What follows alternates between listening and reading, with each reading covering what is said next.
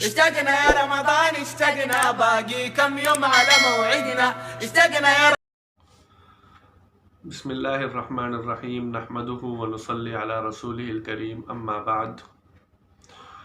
دوستو، جیسا کہ آپ کو معلوم ہے کہ رمضان المبارک کا مہینہ بس آیا ہی چاہتا ہے، تو ضروری سمجھا کہ اس سے قبل ہی کچھ چند باتیں عرض کر دوں۔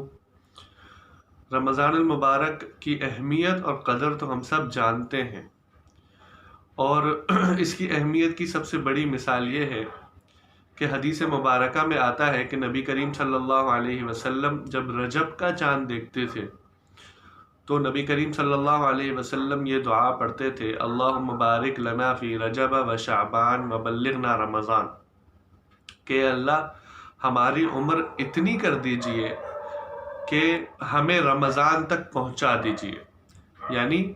کہ رجب اور شعبان کے مہینے میں تو ہمارے لیے برکت ہے ہی، لیکن اب چونکہ رمضان کا مہینہ اتنا قریب آ چکا ہے تو اے اللہ ہمیں اتنی زندگی دے کہ ہم رمضان المبارک کا مہینہ دیکھ لیں۔ اب پیغمبر صلی اللہ علیہ وسلم، جن کو دنیا کی زندگی پر اخروی زندگی کہیں زیادہ پیاری تھی، لیکن رمضان کی اہمیت، اس کی برکتیں اور رحمتوں کی وسعت کو سمجھتے ہوئے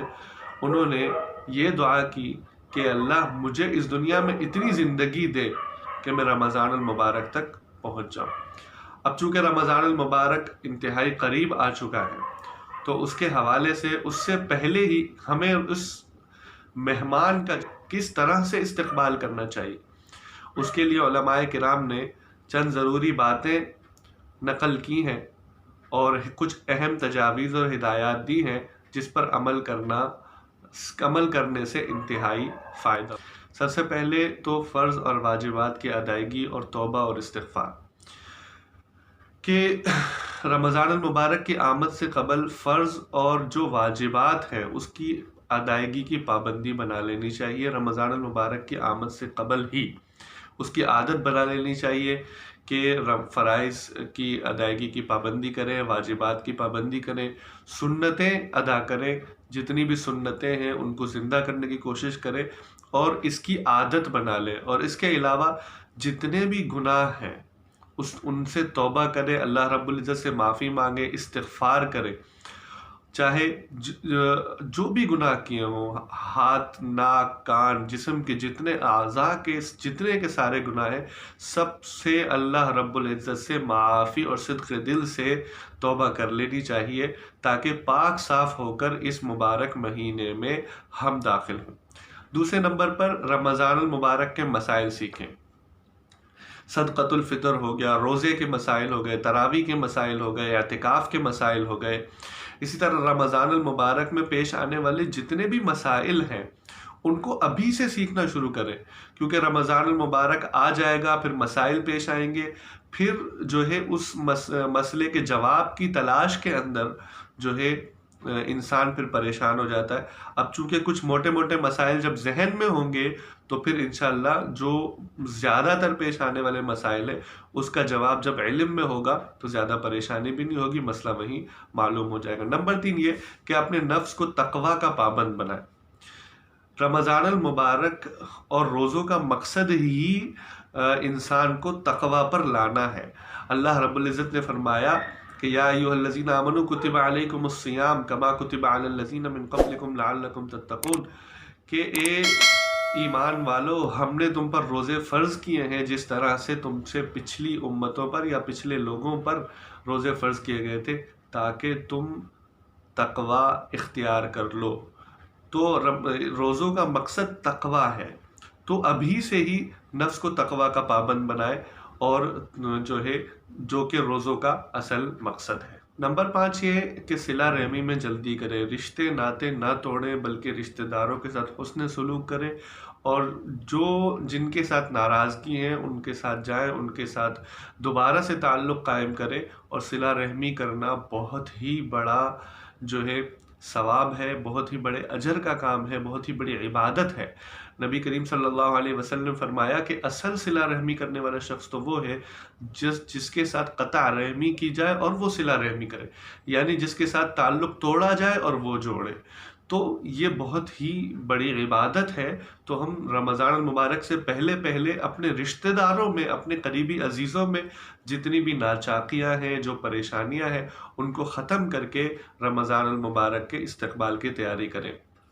اور اگلی بات یہ ہے کہ اپنے دل کو صاف رکھیں۔ ہمارا دل نفرت، کینہ، بغض اور حسد کی وجہ سے ہمیشہ جلتا اور کڑتا رہتا ہے، اور اللہ رب العزت جس شخص کے دل میں کینہ اور بغض اور حسد ہو اس کی مغفرت نہیں فرماتے۔ تو ان فضول مصروفیات سے اس مبارک مہینے کے آنے سے قبل ہی اپنے دل کو صاف کر دیں، اور جو ہے کسی کا بھی کینہ دل میں نہ رکھیں، تو اپنے دل میں کسی کا بغض نہ رکھیں۔ اگلی بات یہ ہے کہ دعاؤں کا معمول، دعائیں جو ہے عبادت کے لیے مغز کی طرح ہوتی ہے۔ جس طرح انسان کے جسم کے لیے دماغ ہوتا ہے، مغز ہوتا ہے، اگر انسان کے جسم میں دماغ اور مغز نہ ہو تو وہ انسان پاگل کہلاتا ہے، وہ انسان جو ہے گویا کہ غیر مکلف ہو جاتا ہے، اس کی کسی بات کا کوئی اعتبار نہیں رہتا۔ تو گویا کہ دعا کی اتنی زیادہ اہمیت ہے عبادات کے لیے،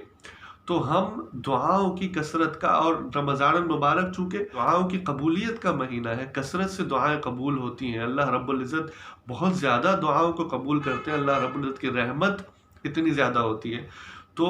ہم لمبی دعاؤں کی ابھی سے ہی عادت بنائیں۔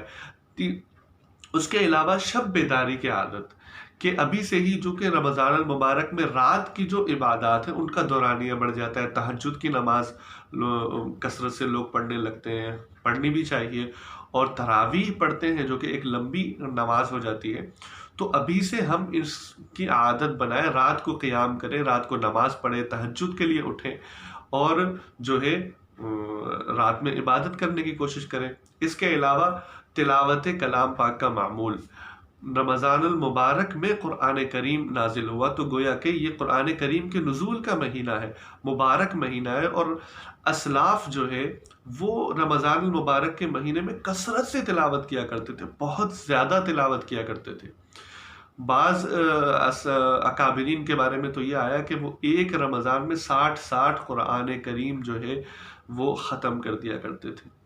تو اتنی زیادہ تلاوت کیا کرتے تھے۔ تو رمضان المبارک کے اندر تو تلاوت بہت زیادہ کرنی چاہیے۔ تو اس لیے ہم ابھی سے اپنے آپ کو جو ہے تلاوت کلام پاک کثرت سے شروع کریں، اپنا جو ہے عادت بنائیں، تاکہ ہمارے لیے بعد میں آسانی ہو، وہ عادت بن چکی ہے۔ اس کے علاوہ صدقہ کریں۔ رمضان المبارک کے اندر چونکہ صدقے کی ہر چیز کا ثواب چونکہ بڑھ جاتا ہے، نفل کا ثواب فرض کے برابر ہو جاتا ہے، تو ابھی سے جو کچھ چند دن باقی ہیں اس میں ہی ہم صدقہ کرنے کی عادت ڈالیں، کچھ نہ کچھ روزانہ صدقہ کرتے رہے تاکہ ہماری عادت بنے۔ حضرت ابن عباس رضی اللہ تعالیٰ عنہ کی روایت ہے کہ وہ فرماتے کہ نبی کریم صلی اللہ علیہ وسلم ہم سب میں سب سے زیادہ سخی انسان تھے، اور نبی کریم صلی اللہ علیہ وسلم کی جو سخاوت تھی وہ رمضان المبارک کے مہینے میں کسی تیز خوشگوار ہوا کی طرح ہو جاتی تھی، یعنی بہت زیادہ سخاوت کا مظاہرہ نبی کریم صلی اللہ علیہ وسلم رمضان المبارک میں کرتے تھے۔ اور آخری سب سے بات یہ ہے کہ جو سوشل میڈیا ہے یا فیس بک وغیرہ، اس سے کنارہ کشی اختیار کر لیں، اور بہت حد تک بہت کم جو ہے استعمال کریں۔ اگر بالکل جو ہے رمضان المبارک سے پہلے ہی اس سے کنارہ کشی اختیار کر لیتے ہیں تو وہ زیادہ بہتر ہے، اور اگر نہیں کر سکتے تو پھر بہت کم استعمال کریں، کم سے کم وقت دیں، اور زیادہ وقت عبادات میں صرف کریں۔ رمضان المبارک کا مہینہ موقع ہے، ایک سال میں ایک مرتبہ آتا ہے، بہت بڑا موقع ہے۔ نبی کریم صلی اللہ علیہ وسلم نے فرمایا، جب جبریل علیہ السلام نے یہ بد دعا کی کہ ہلاک ہو جائے وہ شخص جس کی زندگی میں رمضان المبارک کا مہینہ آئے وہ اور اپنی اس کی قدر و قیمت کر کے اپنی مغفرت نہ کر سکے، تو نبی کریم صلی اللہ علیہ وسلم نے آمین کہا۔ اس سے ثابت یہ ہوتا ہے کہ اتنی زیادہ رحمت اور برکت والا مہینہ ہے، اس سے بہتر موقع اپنی مغفرت کروانے کا آ ہی نہیں سکتا۔ تو اس